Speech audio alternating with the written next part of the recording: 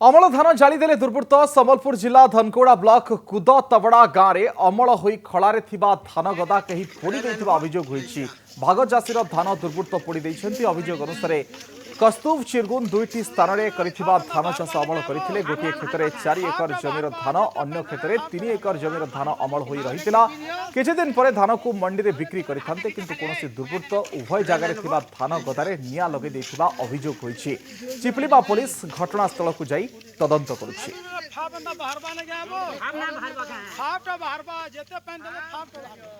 अमल धान जालीदेले दुर्वृत्त संबलपुर जिला धनकोड़ा ब्लॉक कुद तबड़ा गाँव में अमल हो खलारे धान गदा कहीं पोड़ी अभियोग होईछि।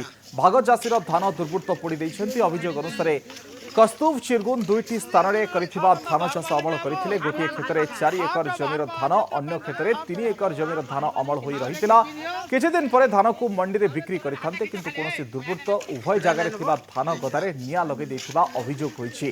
चिपलिबा पुलिस घटनास्थल को जाई तदंत करुछि।